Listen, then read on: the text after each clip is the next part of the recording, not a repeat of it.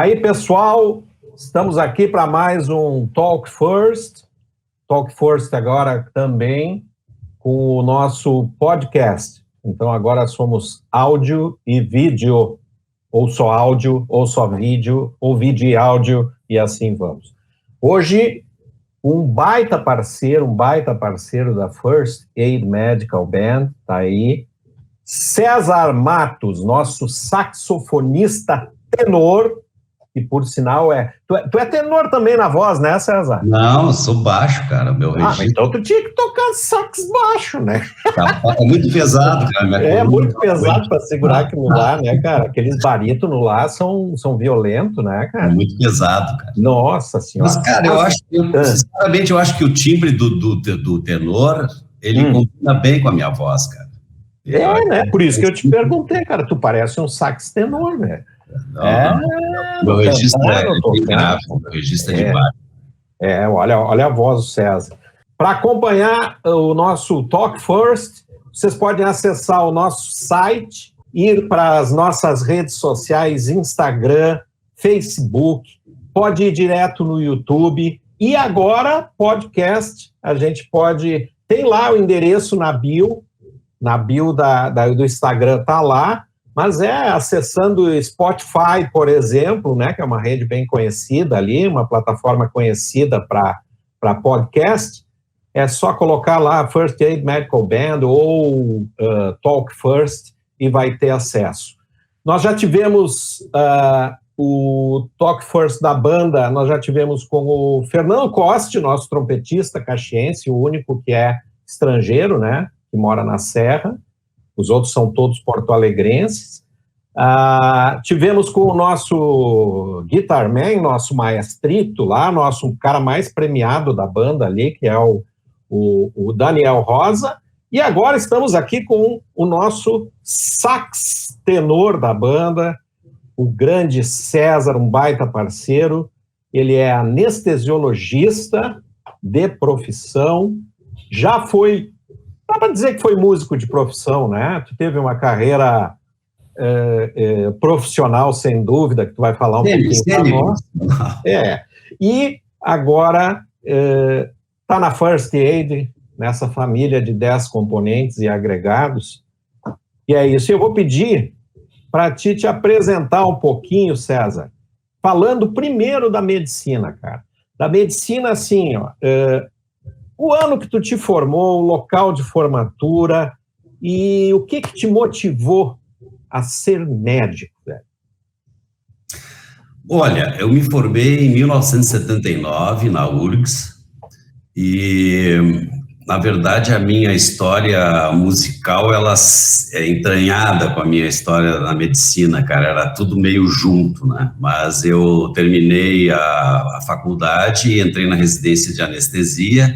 E já a escolha pela anestesia foi influenciada bastante, porque na época foi a época profissional do Grupo Caverá, do qual eu fiz parte, e eu ia fazer gineco-obstetrícia, e aí conversando com o nosso produtor musical da época, o Darwin Gazana, a gente comentou, porque eu gostava também da anestesia, né, e a gente comentou, ele é médico também, ele era pediatra.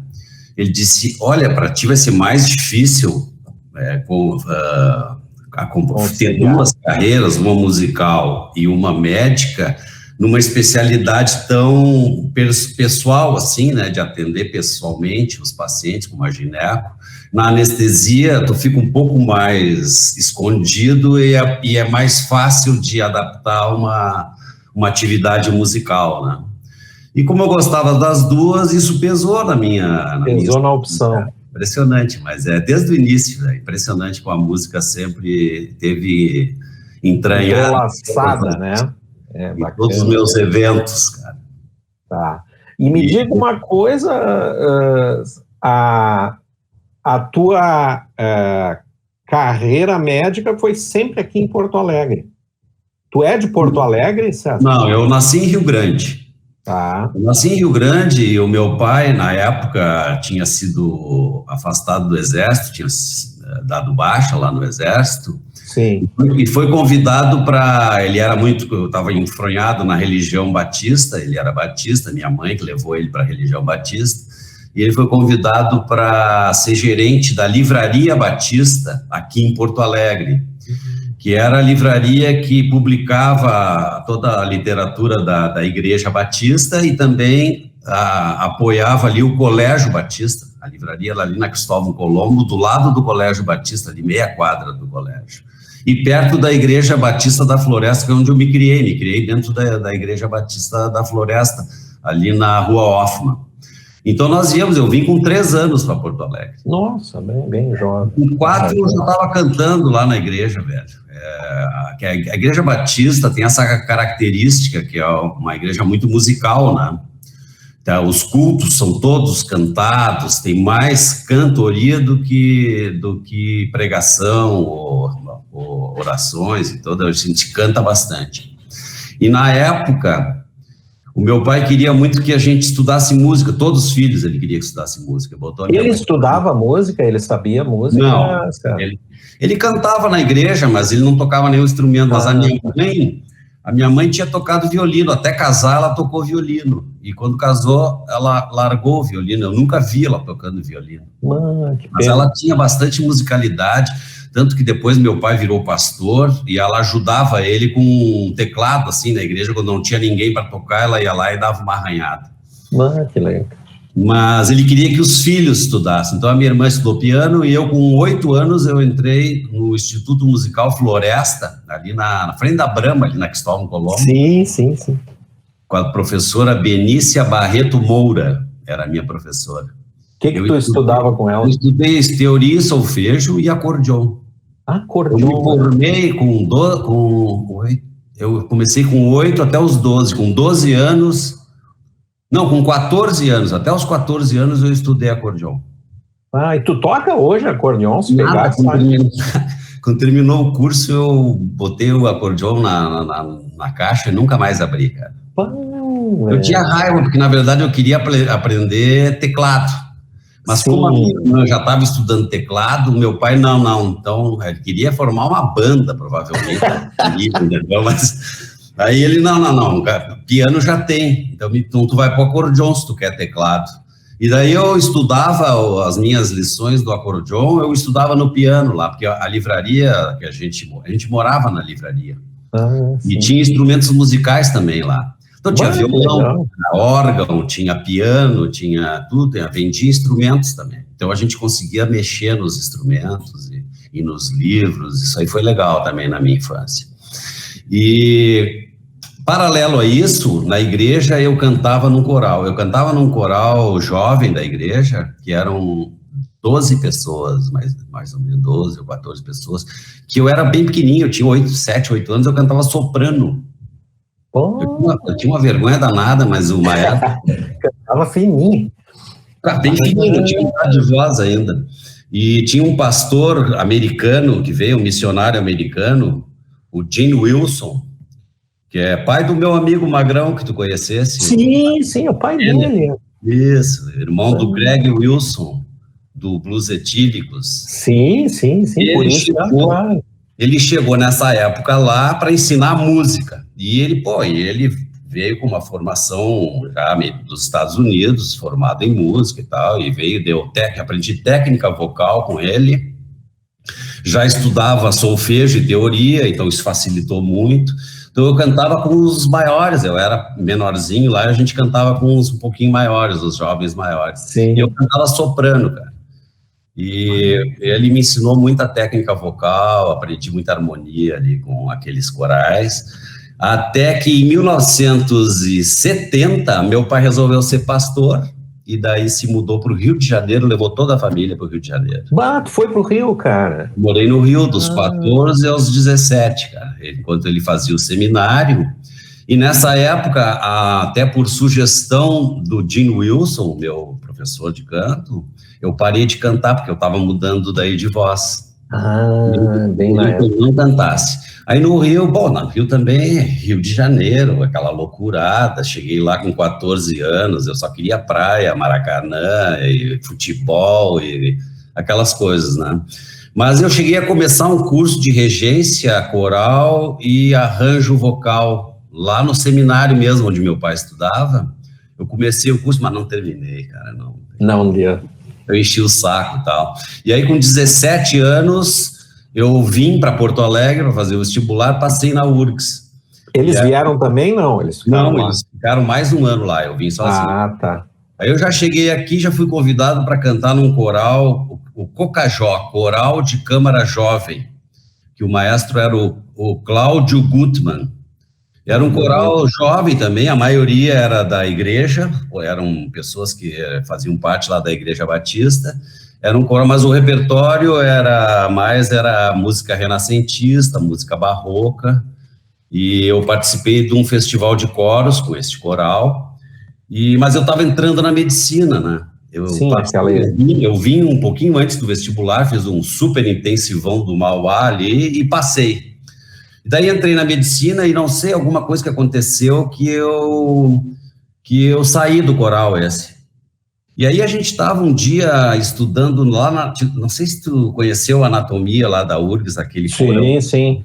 Eu fazia farmácia, cara, eu tive aula lá. Ah, sim. Sabe uma coisa interessante? Quando nevou em Porto Alegre, eu estava tendo aula de anatomia lá embaixo. Eu vi a neve lá debaixo daquela sala. Que legal, cara. Então, naquelas salas no porão, a gente comprou um cadáver, a minha turma da minha mesa, a gente comprou um cadáver para estudar de noite. Então, a gente ia de noite para dissecar um cadáver novinho que a gente tinha comprado lá. E aí a gente estava, minha mesa, todos ali, acho que nós éramos 9 ou 10 na minha mesa, estudando aquele silêncio, aquele cheiro de formol, aquela coisa. Sim, os olhos lacrimejando. Um silêncio mortal, assim, e daqui a pouco, o que eu escuto? O Cocajó cantando do lado de fora da janela, os caras vieram fazer uma serenata para mim, para ver se eu voltava para... Puxa coral, vida, cara. Bom, os meus colegas tudo se arrepiaram, né, cara? Tu imagina cara. Nós dentro daquele biotérico, aqueles cadáveres, e aquela música, os caras cantando música renascentista delicadíssima, afinadíssima lá fora. Aí quando eu ouvi aquilo, eu digo, putz, é pra mim, pessoal, com licença. Fui lá. Tenho que voltar. Daí fui lá conversar com eles, agradecer e tudo e tal. Depois, voltando pro estudo, meus colegas, mas que legal, mas o que é isso? Não, um coral que eu fazia parte. Não, nós vamos fazer um coral na nossa turma. E aí nós fizemos um coral da TM 79, que eu era o maestro, cara. Acredita? Cara, quantos eram? Eram umas 30 ou 40 colegas da turma. A turma tinha quantos, cara? 180. 180. Sendo que desses 30, 40, a metade não conseguia afinar uma nota, né? Era só boa vontade, cara. Mas a vontade era grande. A boa vontade era sensacional. Era legal, foi muito legal. Claro, e aí começamos esse trabalho ali com o coral. Tinha gente que já tinha experiência coral, que me ajudou. Eu tinha um coralista de cada naipe que ensaiava aquele naipe para mim, e eu fazia... Que legal, cara. Pô, deve ter ficado bonito. Por causa disso, uma colega minha de faculdade, a Patrícia, me convidou para fazer parte do grupo folclórico gaúcho do Projeto Rondon. Era um velho Projeto Rondon. Era um grupo que fazia dança, mantinha um espetáculo de dança, música, poesia e costumes gaúchos para levar para outros estados, aonde o pessoal do Rondon atuava, onde os gaúchos atuavam, esse grupo visitava e tocava lá. Era muito legal, fazia um show de cultura gaúcha, né? E eles estavam precisando de gente para cantar. E aí ela me convidou, ela disse, tu vai aprender a dançar também ali, mas é fácil, dançar é fácil, cantar é que é difícil, entendeu? E ela cantava? Não, ela não cantava. Não. Ela dançava muito bem. Sim. A Patrícia Moura, que é minha colega de turma, e tinha também outros colegas da minha turma que participaram deste grupo, que foi o Rogério Tovar, como é que é o nome dele? Agora me esqueci. Enfim, um colega que é pediatra, que eu agora esqueci o nome. Mas isso faz parte do Alzheimer que está se péssimo para abatendo. nomes, cara, eu sempre fui péssimo para nomes.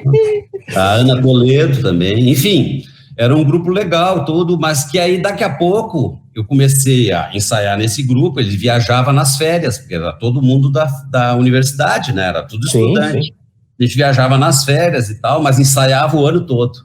E aí começou a ficar apertado para mim, e aí eu pedi, olha, pessoal, não vou conseguir continuar com o coral, e eu sempre trabalhei, eu tinha que fazer plantão, né, eu sempre precisava, eu não tinha condições, a minha família não tinha condições para me sustentar, meus livros, as coisas, eu tinha que trabalhar. E aí eu falei com o José Pedro Boécio. Sim, José Pedro, maestro falecido, José Pedro. Sim. A gente conversou com ele e ele seguiu com o coral da ATM, mais um pouco lá, eles foram mais um pouco antes dele ir lá para São Leopoldo, né? Sim. E além disso, na faculdade, cara, a gente criou várias coisas culturais. A gente criou a Penha Folclórica no pátio da faculdade, usando os colegas de outros países. A gente fazia tipo uma feirinha, cada país se reunia, por exemplo, o pessoal da Bolívia, o pessoal do Peru, cada um fazia uma barraquinha, aí traziam ali alguma comida típica e eram obrigados a apresentar algum número musical. Entendeu? Alguma coisa de folclore, alguma coisa de popular da região. Então era a Penha Folclórica da ATM 79, da nossa turma, que a gente fez, era no Pátio da Medicina.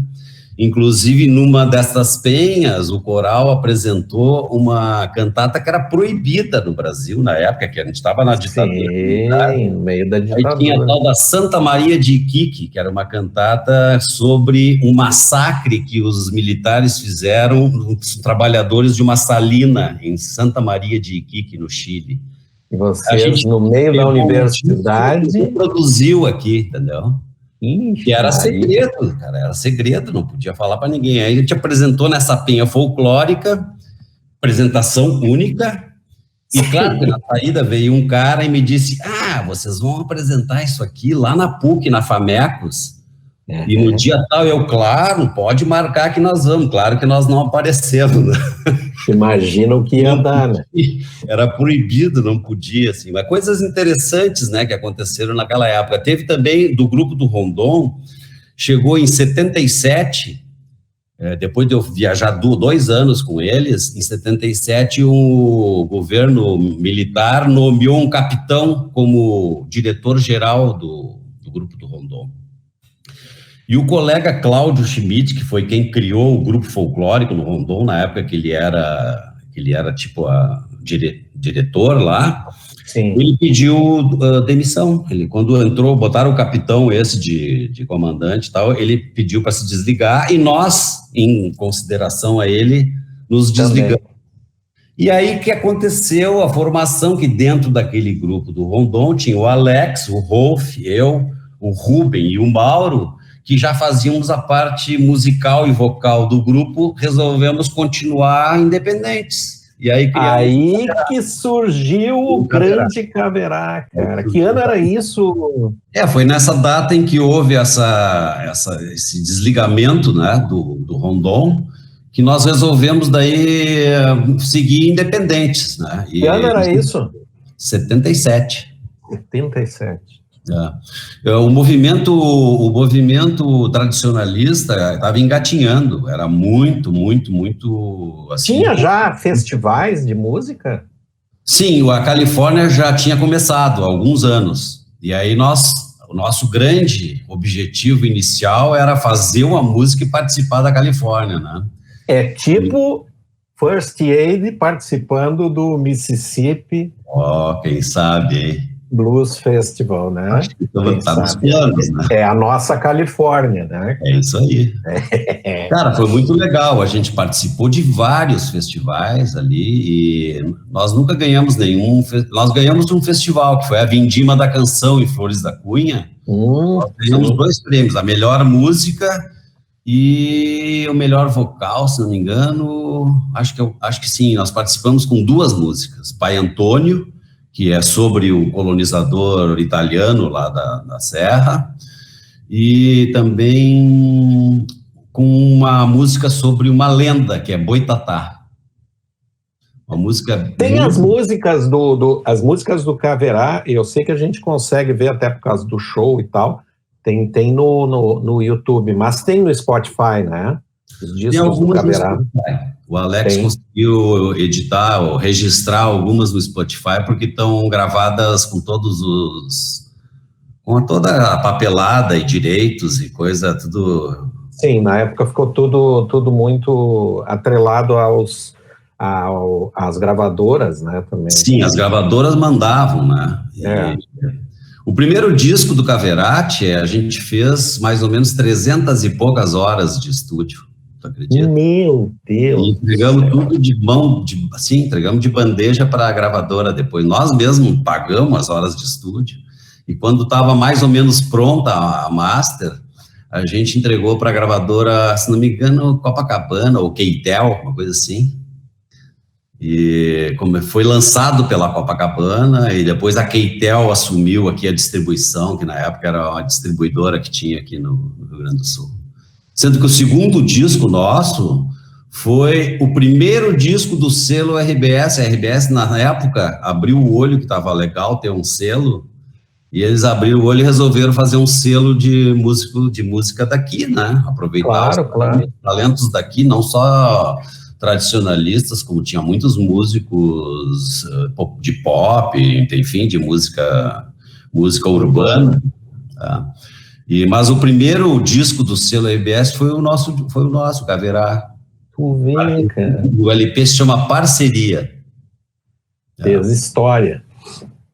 E nessa época aí aí comecei porque o Caverá precisava tinha 2 violonistas, que era o Mauro e o Rubem, tinha o Alex na gaita, e eu bati o bombo, que era o que eu fazia lá no Rondon, mas eu tocava lá no Rondon uma flauta doce, para fazer uma coisinha ali, no Negrinho do Pastoreio, cantava lá uma coisinha na flauta doce, e aí eles, vamos trazer a flauta pro Caverá, né, tu vai estudar mais a flauta. Eu disse, não, vou fazer o seguinte, eu tinha uma flauta emprestada do Frick, que era um amigo da parceria, uma flauta de ébano, preta, com os buracos, sem registro nos buracos principais, cara, uma flauta assim, era um troço... Sim, completamente rústica. Rústica e complexa também. E aí eu comecei naquela flauta, mas aí eu precisava devolver a flauta, era uma flauta emprestada. E aí eu comprei uma flauta Yamaha e comecei a estudar lá com o Valiati, o Zacarias Valiati. Sim. Fiz um ano e pouco de aulas com o Valiati, e aí eu fiz alguma coisinha simples ali, porque tu sabe como é que é a nossa vida de médico, para tu conseguir tocar um instrumento, tu sabe qual é a dificuldade, né? Pois é, tu já estava já tinha acabado residência nessa época? Não? Essa época eu estava... não. Essa época do Valiati, eu não tinha terminado a faculdade ainda, foi em 78, 79. Sim, estava naquela época que o cara tem que fazer plantão, tem que estudar pra caramba, tem que estudar pra prova, tem residência que está chegando. Eu fiz a residência lá no Clínicas com a Miriam Martelletti e a Helena Aronson, que eram as preceptoras, as diretoras da residência, né? E eu precisei muito da ajuda de colegas, cara. Eu tinha o Fernando Silveira, a Irma Lorizel, o Eduardo Pérez. Esses caras, eles me ajudaram muito, porque eles faziam meus plantões quando eu tinha que viajar com o Caverá. Claro, depois eu pagava, né? Claro, mas eles estavam disponíveis. Mas eles sempre quebravam o meu galho. Alguém fazia quando eu não podia, e depois eu devo muito a eles. E depois que terminei a residência, que eu comecei a trabalhar, que o Prado me convidou para trabalhar com ele, era eu, o Prado e o Ayrton Pogorelski, também esses dois me ajudaram muito, tia, porque foi a época de mais profissionalismo do Caverá. Em 81, no auge, né? Em 81 eu fiz o exame da ordem para assinar a carteira para poder fazer shows, que daí começou a fiscalização, aquelas coisas, te lembra como é que era, né? Sim. Tinha que ter a carteira, tudo, e a gente viajava e lançava discos. Fiquei um mês viajando para lançar o segundo disco, Parceria, e eles quebrando galho, fizeram meus plantões, depois tive que pagar, né? E era assim, né, cara? A nossa vida para tocar é mais ou menos isso, né? Eu quando entrei na medicina, César, que era... Eu consegui tocar até o 3º ano, cara, junto com o Fernando, com o Costa. O Costa já estava formado, acho que já estava terminando. Porque... E aí a gente tocava na orquestra em Caxias, cara, tinha que pegar um micro-ônibus aqui, a orquestra mandava. Sim. Tinha músicos da OSPA que tocavam em Caxias e a gente ia para lá, cara, saía daqui à tardinha, assim, no meio da tarde. Às vezes tinha que só assinar a chamada e se mandar. Chegava de volta aqui, era 3 da manhã em Porto Alegre, e às 7 horas estava de novo. E aí, cara, foi aí que eu parei de tocar, né? E é bem isso, cara. É muito difícil conciliar. Porque... As gravações, cara, dos discos eram feitas de madrugada, das 3 às 6, por aí, ou das 2 às 5, era uma coisa assim. E é incrível, né? Porque hoje, por exemplo, a gente, claro, está numa outra... Já é difícil também agora, mas a gente está numa outra proposta, né, cara? E estamos noutra fase da vida, né? É outra diferente. E aí, era bem isso, cara, sabe? Era ter uma atitude profissional na música e tu precisando te firmar na profissão que tu escolheu, que era a medicina. Era muito difícil, cara, barbaridade. Sabe que quando tu falou da carteira da Ordem dos Músicos, cara, eu em Caxias, eu tocava baile, né, cara? Sim. E eu precisei de uma autorização da minha mãe no juizado de menores, cara. Na época eu era menor, eu tinha carteira da Ordem dos Músicos, viajar e tocar, para poder tocar, né? Para poder tocar à noite, não só viajar, mas mesmo em Caxias, se eu fosse tocar um baile lá, sim. Tinha, e era a época, né, da ditadura, tudo, tinha que mostrar, o menor não podia estar lá naquele ambiente, né, cara? Sim. Então, o que a gente fez, né, cara? Cara, era incrível, porque eu não sei como eu conseguia, porque era assim, viajava fim de semana, saía sexta, voltava domingo, de segunda de madrugada, assim, e 7 horas estava trabalhando. A gente tinha outra energia também, né, cara, era diferente, né? E aquilo se incorporava, eu acho, no nosso dia a dia, né, a gente tocava. Tu já estava casado na época? Eu casei em 82, terminei a residência, comecei a trabalhar na equipe, né? Eu tinha 25 anos quando eu terminei minha residência e comecei a trabalhar na anestesia. Foi no ano de 82. E aí tu casou? Janeiro de 82. Em setembro de 82 eu casei, cara. E daí, claro, aí o casamento, e daí o Caverá com extrema... Bom, para tu ter uma ideia...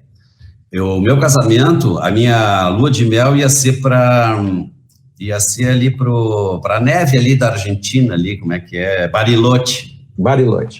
Minha lua de mel ia ser para Bariloche.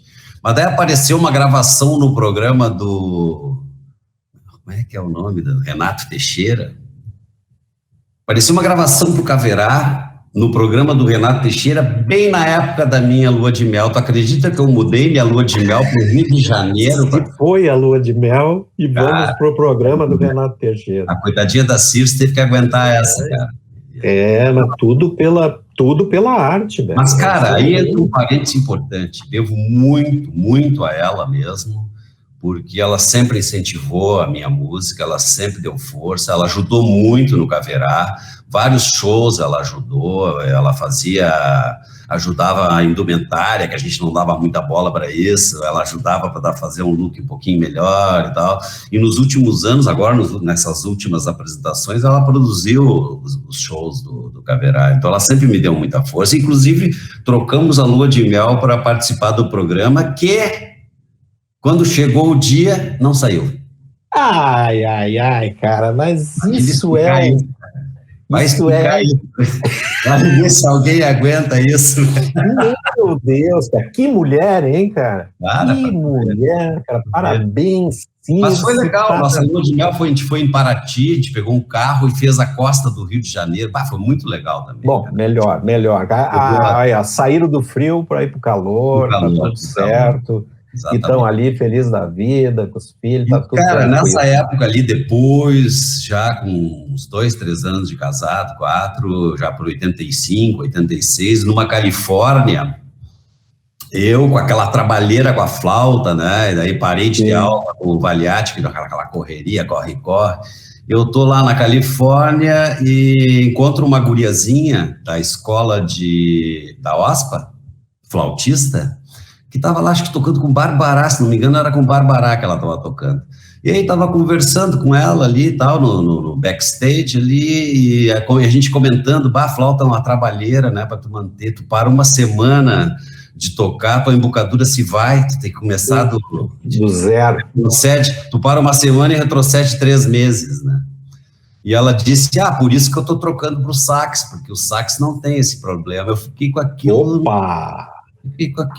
Mas será mesmo, tia? E aí fiquei com aquilo, e bem na época, cara, comecei a escutar Stan Getz tocando bossa nova, e eu disse, não, eu quero um sax tenor, eu quero tocar que nem esse cara, e foi meu primeiro professor.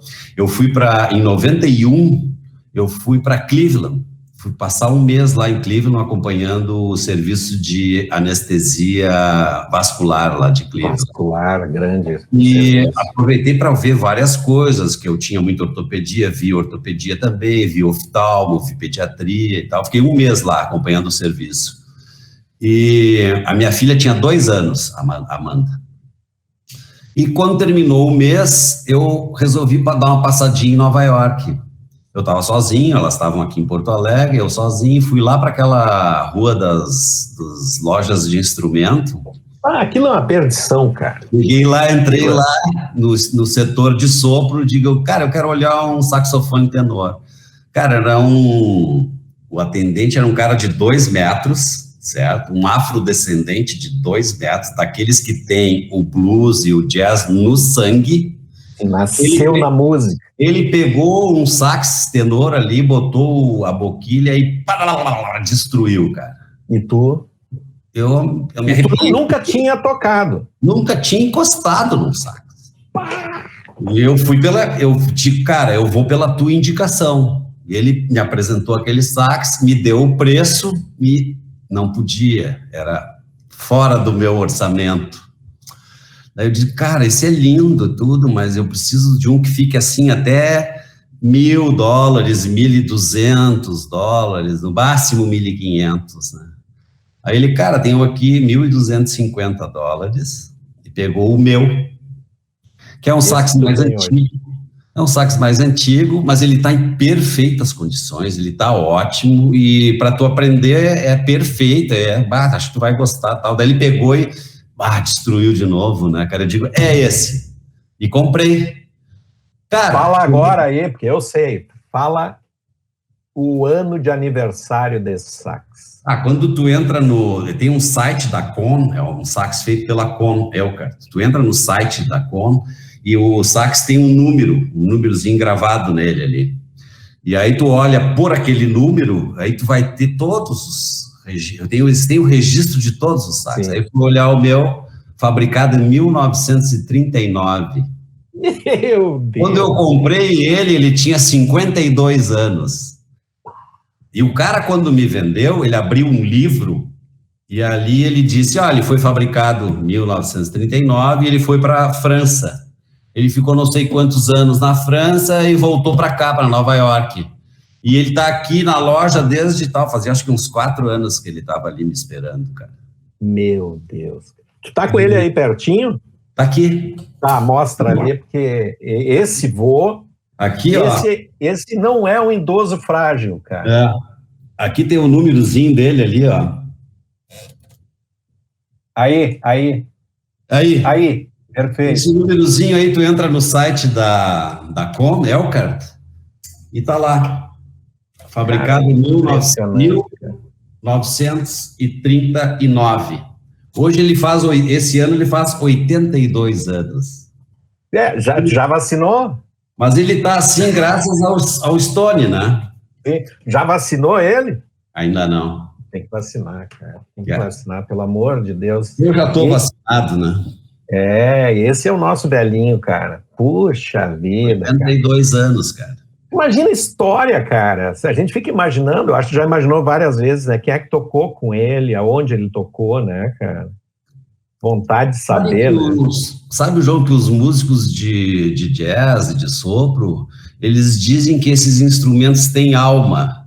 Sim. E eu acredito, cara. Eu acredito que eles têm alma, velho. Porque tem dias que ele não quer ser tocado e eu brigo e não sai nada, cara. E tem dias... Hoje eu quero dormir. Eu toco que nem sou eu. Tem dias que eu toco que eu vejo, cara, tem alguém tocando por mim, que não é possível, né? É impressionante, né, cara? Eu tenho um velhinho guardado ali, um trompete velhinho, que... Cara, eu tenho dó de tocar com ele, né, cara? De tão...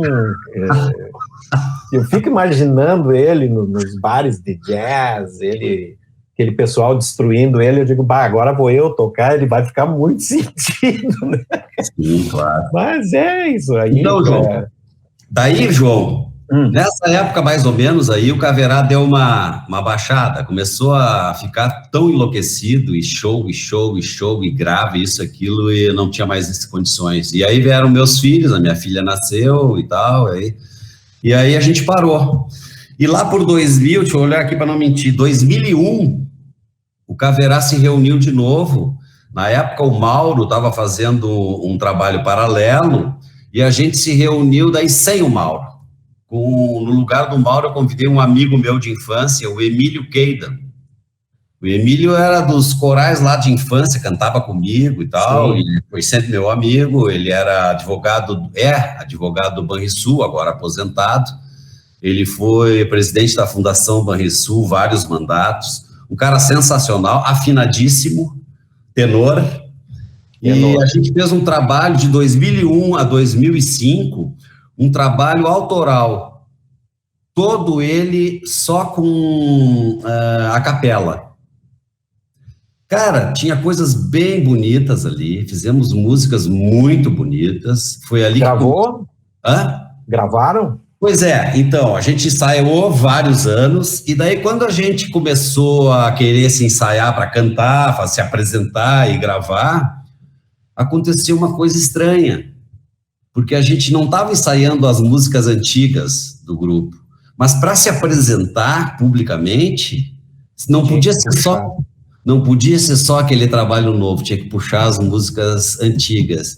E não sei se foi por isso, cara, mas aí o troço despencou. Quando começamos a tocar, e Homens de Preto e não sei o quê, o troço não segurou. Aquela formação nova era para aquele trabalho novo, entendeu? Quando botamos o Emílio para cantar o arranjo do Caverá antigo, a coisa não funcionou, cara. Foi muito fechou. Foi triste, porque tem trabalhos bem bonitos dessa época e que se perderam, né? Que pena, cara. Uma pena. E a gente continua se vendo, o Emílio, o Alex, a gente é amigos, tudo, mas esse trabalho parou em 2005. Tu vê, né, César, que é uma coisa que hoje a gente está vendo, porque a gente está gravando, né? Sim. A banda para ter o registro. Isso que a gente está fazendo agora aqui é o nosso registro para o nosso álbum de recordações, que é o nosso site. Então, hoje, né, quem sabe não consigo um tempo para fazer esse projeto para vocês, para colocar dentro de um estúdio e apresentar gravadinho, né? Quem sabe, cara? Né? Acho que tu tá falando da First Aid? Não, tô falando desse projeto que ficou... Não, esse projeto tá morto. Morreu, tá morto, sabe por quê, João? Trabalho vocal, cara, dá muito trabalho. Sim, só imagino, cara. Porque é como um instrumento, certo? Só que é um instrumento que só pode crescer, evoluir, todo mundo cantando junto, e é com ensaio. Então, aquele é o instrumento, né? É um instrumento que depende do ensaio, muito ensaio e muita intensidade para chegar num nível... Tanto é que quando a gente resolveu agora se reunir de novo, em 2016, o Caverá resolveu, o Alex veio falar comigo que a gente tem que fazer antes que alguém morra, aquela coisa que ele falou no show, antes que alguém morra, tal, nossos filhos nunca viram e tal. Nós ficamos de 2016 até 2018 ensaiando para fazer aquele show no São Pedro em 2018, um nível técnico quase igual ao que era na época, entendeu? Mas 2 anos. Muito trabalho, cara. O trabalho vocal é muito difícil, e esse trabalho, então, teria que pegar desde o início de novo. E outra, o Caverá mora metade em Porto Alegre, metade em Novo Hamburgo, né? Então, é uma coisa... para cada ensaio é uma viagem, né? Mas tu nunca parou a música, né, César? Mesmo com essas interrupções, tu chegou a ficar assim, ó, não toco, não tô tocando nada, não pego em nada. Foi, cara, foi a partir desse momento aí que o Caverá terminou, que eu larguei até o sax, que eu estava entusiasmado, pegando, eu tinha trazido aqueles sax, tava tocando bossa nova em casa, daí o Caverá parou tudo. O Caverá parou ali em 93, o Caverá parou, 93. Em 2001 teve esse renascimento vocal, né, ali, até 2005, e daí parou de novo. Mas nesse período aí eu não estava tocando sax, e daí eu fiquei até o Bica chegar para mim e dizer, nós estamos precisando de um vocalista lá na nossa banda, na The Fifths, exatamente. E daí eu tô parado, não tô cantando faz anos. Não, mas tu vai lá, me botou uma pilha, eu fui, né, cara, pra tu ver se essa coisa da música, ela acaba te fisgando, né, tia? Tu vê que eu ouvi falar que essa banda The Fifths tinha um grande baterista, né? Claro, tinha um baterista. Cara, eu era baterista da banda. Pessoal, eu era baterista da The Fifths, daí tirei uma base. Por quê? Não abandonou a bateria, né? Um pouco, cara. É difícil, né, cara? É difícil, porque...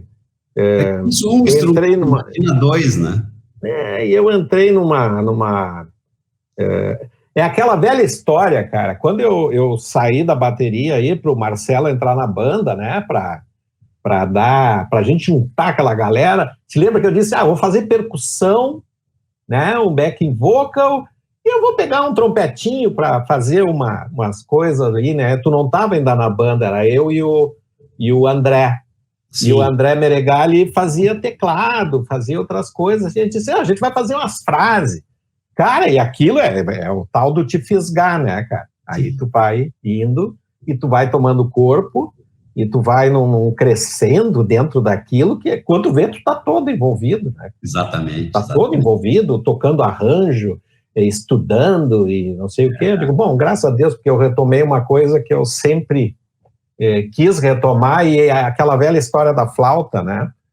Que tu falou, quando a gente para de tocar um tempo, cara, e eu parei anos, assim, eu tinha muito medo de voltar, cara, sabe? De me... Dá trabalho para recuperar o que tu já tinha, e aí, cara, é uma frustrante, coisa, né? É muito frustrante. E outra coisa é essa nossa mania de ouvir gente boa, né? A gente ouve os caras bons ali, cara, e te dá uma vontade de tocar igual e não dá, né, cara? A gente não tem... Fica na tentativa, mas é válido.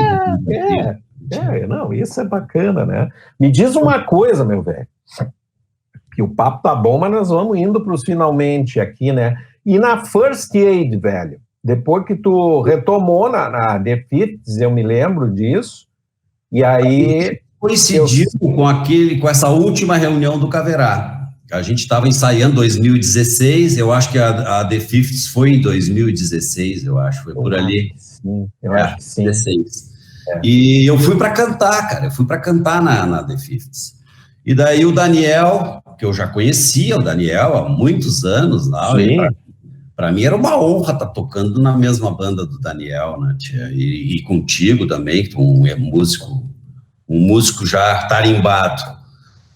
Ele me diz, vem cá, e tu não toca nenhum instrumento lá? Cara, eu tenho um sax lá, mas faz horas que eu não... Não, mas tu vai trazer. E o Bica, e os dois me botando pilha. Aí o que eu fiz? Fui para casa, peguei o sax, tirei do estojo e comecei a soprar para ver se eu me lembrava ainda. Na verdade, João, quando larguei a flauta e peguei o sax, eu tive 2 aulas de sax com o Luizinho Santos. Sim, grande Luizinho. Luizinho, cara, mas daí o Luizinho me recebeu muito atencioso. O Luizinho é um gentleman, um cara educadíssimo, né? E tudo, e me deu as escalas para. Cara, eu peguei aquelas escalas, fui para casa e digo, cara, eu não consigo, velho, escala eu não. E aí aquilo fui na outra aula, acho que fui umas 2 ou 3 aulas e não conseguia levar as escalas prontas, nem ia conseguir nunca levar as escalas prontas. Daí eu larguei. E aí realmente o resto foi tipo autodidata. Intuitivo, porque os registros parecidos com o da flauta, claro, daí tu tem que descobrir aonde estão os semitons, os acidentes, as coisas. E tem chave no meu sax que eu não uso até hoje, né? E sai um sonsaço, cara. Tem um som de tenor esse homem que é uma coisa de louco. Cara, eu gosto muito do instrumento, mas eu sei das minhas limitações, eu sei que eu não toco grande coisa, mas... Não, mas uma coisa que eu admiro muito sem rasgar cedo, cara, é o som, velho. Eu sempre olho pro músico, assim, a gente sabe, por experiência própria, né, que a questão técnica sempre é um pouco limitante, porque a gente não é a nossa profissão, cara. Né? E a gente sabe que música, o músico mesmo, eu vejo pelo meu irmão, que é músico profissional, cara, é uma exigência absurda, né? De dedicação, né? É muito suor. Mas o som, velho, o som do instrumento, a gente sabe quando o som é bom, quando o som te passa alguma coisa, entende? Eu gosto quando a gente toca e a gente se emociona com o que tá ouvindo, cara. Isso é, sabe? E eu, porra, cara, não preciso te falar, cara, muitas vezes toca assim, aquele som do tenor é o som que eu gosto, entendeu? Mas tem tudo a ver com esse aqui, viu, João? Ele tem alma própria. Às vezes, velho. Você, cara, bicho não é mole. Mas vamos aqui, que já estamos no adiantado da hora. Eu queria saber o seguinte, meu velho. Fala. Assim, ó, da First Aid, velho. Da First Aid, né? Qual foi porque, claro, né? Passou essa fase do The Fifths.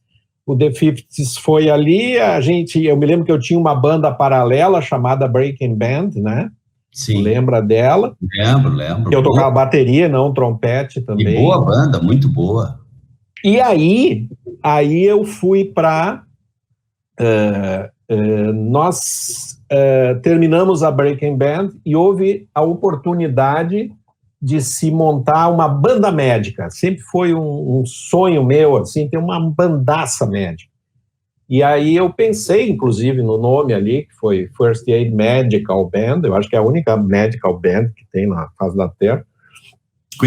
Com a referência direta à medicina, né? E aí a gente começou a montar, era uma parte da Breaking Band e uma parte foram convidados. Eu saí da bateria, fui fazer essas pilantragens que eu te falei, veio o Marcelo Kern, veio o baixista, o Cassiano, e aí, cara, a gente tinha o André Meregali, mas o André ficou um tempo na banda e depois, por problemas pessoais, ele pediu para se afastar. Aí, eu me lembro que eu não me lembro, eu acho que tu entrou antes, tu entrou quando estava o De Carli ainda?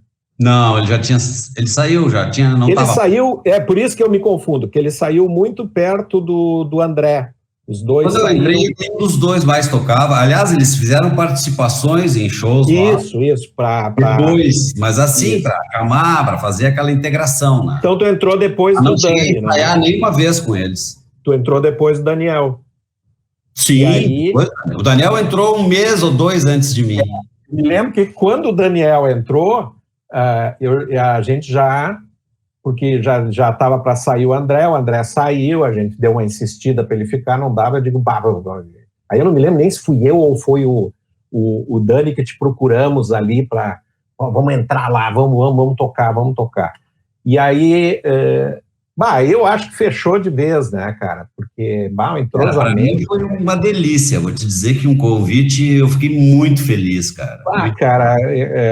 Para mim também foi muito... Eu gostava muito do André, né, cara, mas é aquela coisa de afinidade musical, assim, eu já te conhecia, mas não tinha tocado contigo o instrumento, né, fazer um naipe.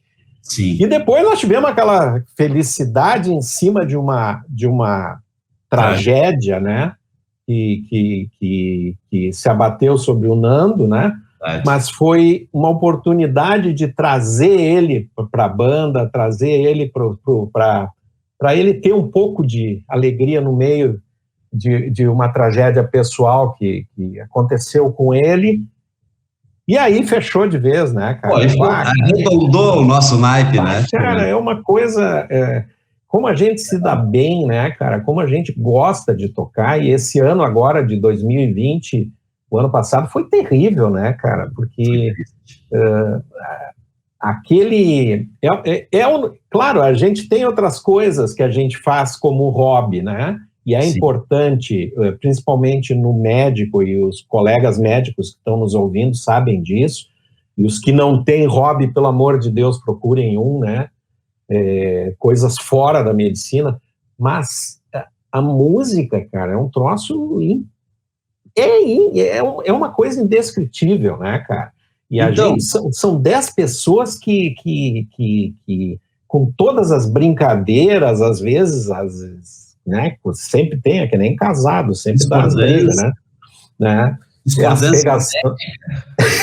As pegação de pé, né, aquelas confusão, mas a alegria de todos em estar envolvido com a banda é uma coisa de louco, né, cara? Sabe, João, que tu me perguntasse, né, a diferença, né, entre como a First Aid, né, vamos dizer, se manifestava para mim.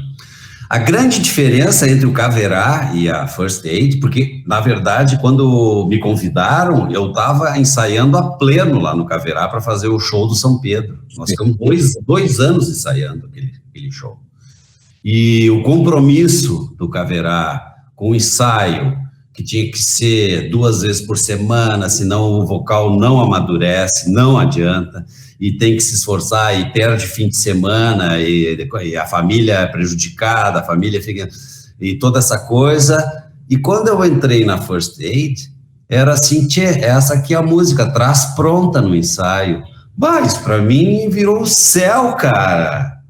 É o céu, porque eu trazia a minha voz pronta para o ensaio do Caverá, mas eu tinha que ficar esperando alguns outros aprenderem a voz durante o ensaio, entendeu? Que não sabiam, que não conhecem música, não leem, alguma coisa assim, ou tinham alguma dificuldade. Então, os ensaios eram muito arrastados, tinha que esperar o cara aprender a voz para depois ensaiar, cantar em vocal e tal. E lá na First Aid, não, tu me dava a música, eu ia para casa, chegava lá com ela pronta. E chegava lá para ensaiar a interpretação, da entonação, como tu quer, vamos fazer mais forte aqui, não, aqui... faz aquela dinâmica, vai indo. Então, isso aí, para mim, cara, sinceramente, isso aí foi muito importante. Eu sei que pode parecer bobagem isso, mas foi muito importante. Não.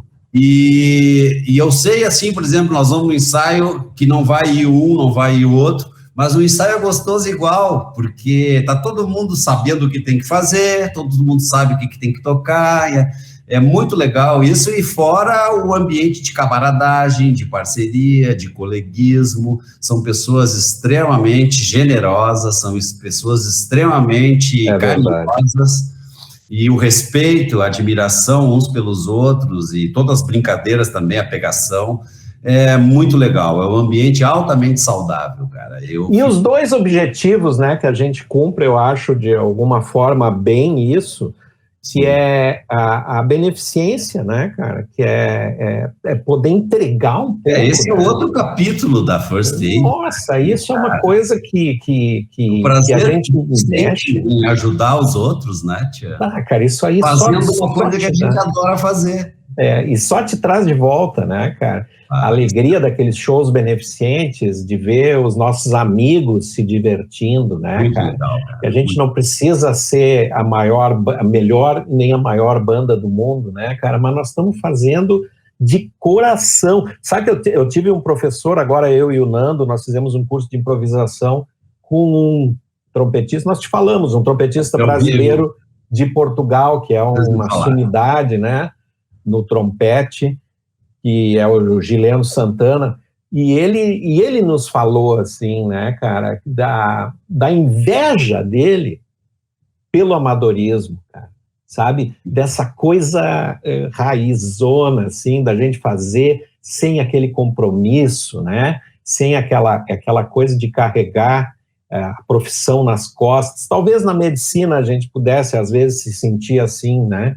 Sem ter essa obrigação, às vezes, mercantil que tem do lado, né? Que envolve tudo.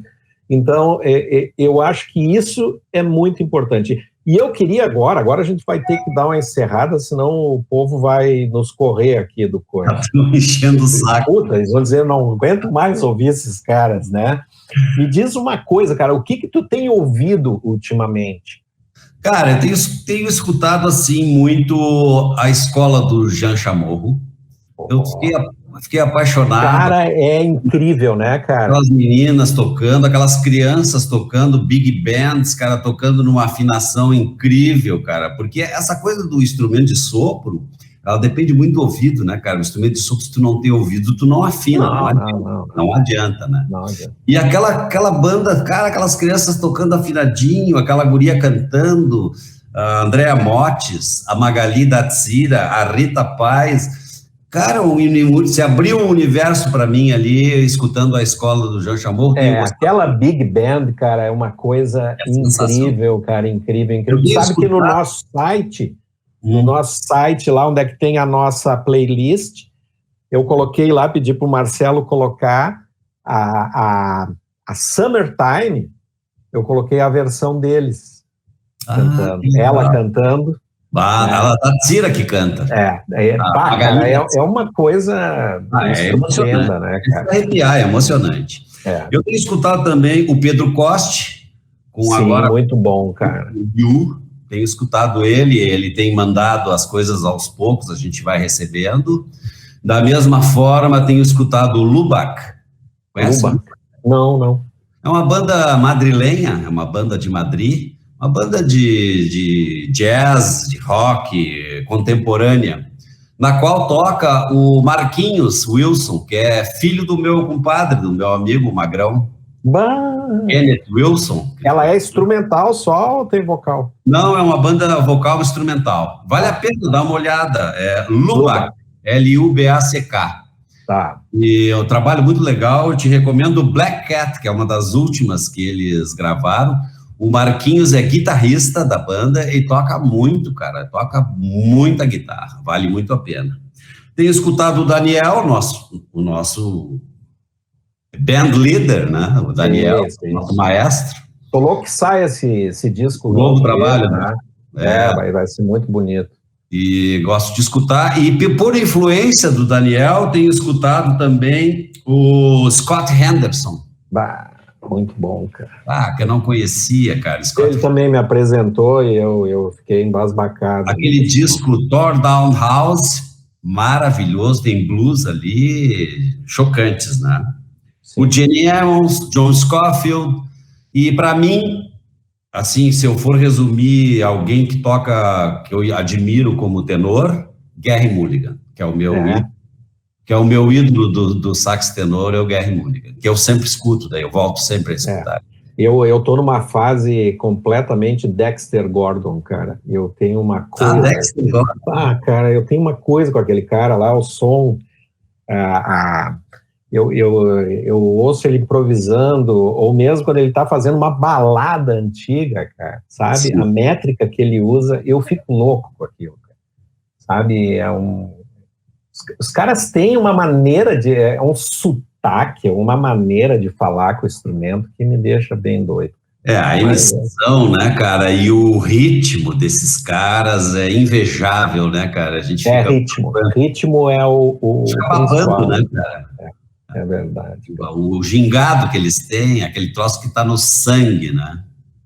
E tá lendo alguma coisa para indicar agora ou não? Cara, agora nas férias eu tava lendo 2 livros. Um que eu já li, que é o Sapiens, Sim, cara, muito bom. Aquele judeu. Eu tinha lido ele muito rápido, cara, mas é um livro difícil de ler, cara, porque ele te empurra para tu ficar elocubrando, entendeu? Demora para ler aquele livro lá. Ele te faz pensar coisas, e aí tu acaba perdendo o fio da meada, né? Então eu estou lendo de novo devagarinho, assim, curtindo ele, e ao mesmo tempo eu estou lendo a autobiografia do Woody Allen. É um livro novo que foi lançado, eu gosto dos filmes do Woody Allen, e eu comecei a ler, mas vou te dizer que a tradução, que o tradutor é o Santiago Nazarian. O cara fez uma tradução, só que o Woody Allen escreveu esse livro com aquele humor cáustico dele, sabe? Aquele humor... É difícil de traduzir, que perde. Que muito a língua inglesa, entendeu? E gags com a fonia das palavras. Sim, aí perde completamente. Tem muitas piadas ali que perderam a graça na tradução, certo? Mas, de qualquer forma, é interessante a história dele, toda aquela confusão com a enteada e separação. Sim, é uma história louca, né, cara? Eu não cheguei ainda nessa parte, mas é uma história louca. Eu sei que ele conta ali todo aquele drama que ele passou e que ele foi, na verdade, ele foi julgado pela mídia e condenado, tanto que nunca mais fizeram filmes dele e tal, por causa daquilo, né? Sim. Enfim, coisas do mainstream atual, desse nova ordem mundial, né, Tia? É verdade. Cezinha, vamos ficar por aqui, cara. Te agradecer demais ali a nossa... Estamos colocando mais uma página no nosso álbum de recordações da First Aid Medical Band. Para mim foi um prazer, cara. Conversar contigo sempre é um prazer. Né? Cara, sabe o que é ruim, cara? Que a gente... queria muito estar fazendo isso numa mesa de bar, velho. Claro. Sabe? Como já fizemos, né? Já fizemos, só não gravamos. Histórias uns para os outros em mesa de bar. Só não gravamos, né, cara? Agora a mesa do meu barzinho aqui, mas não é a mesma coisa. Não é, cara. O chopinho, quem sabe um esquinho, né? O pessoal tem que nos ver antes do show, cara. É quase isso aqui, cara.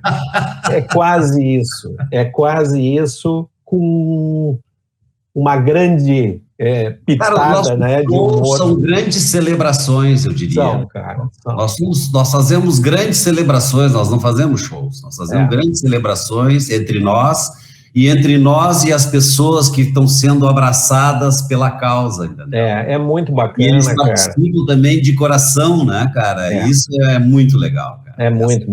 Bah, que saudade, cara. Que saudade. Acho que a gente tem que... Mas vai chegar, cara, vai chegar, eu tenho esperança na vacina, e a gente está passando uma fase que vai para os livros de história, que é a grande pandemia de 19, 20, 21, talvez 22, né? E como foi a gripe espanhola, nós vamos estar na história como pandemia do coronavírus. Só um parênteses aqui, João. O ano de 2020, com a pandemia, ele foi horrível nesse sentido, da gente não poder se encontrar, mas ao mesmo tempo foi um ano de introspecção, cara, foi um ano que a gente mergulhou dentro da gente mesmo. Eu melhorei, eu passei a tocar mais, porque eu tive mais tempo para tocar, e não só tocar coisas que eu queria tocar, como coisas novas que eu estava ouvindo, e por este aspecto, foi bastante profícuo, cara, foi bem aproveitado esse ano. Mas eu te diria, assim, que tá bom assim, cara, podia parar aqui e a gente voltar ao que a gente fazia. Porque agora já começou a dar uma depressãozinha. Agora dá uma desanimada, mas não vamos se afrouxar, não. Não, com certeza. Cara, queria também agradecer, além de agradecer ao César a disponibilidade, a nossa produção e toda a parte técnica do Marcelo César, que está nos disponibilizando, estarmos aqui conversando e colocar no ar tudo isso. Hoje a gente fica por aqui, logo mais um companheiro da First Aid ou um convidado, né, que são os parceiros, que nós vamos fazer isso, César, trazer os parceiros que tocam com a gente, que sempre estão dispostos a vir nos shows. A gente vai começar a convidar eles. Causa, né, cara? São pessoas, e a maioria são músicos profissionais, né, cara, que também tem toda uma história, né, uma história rica aí para compartilhar com a gente. Então, pessoal, Nos sigam aí nas redes sociais, entrem no nosso site, entrem na plataforma Spotify e assemelhados aí para o nosso podcast. E até a próxima com mais um Talk First.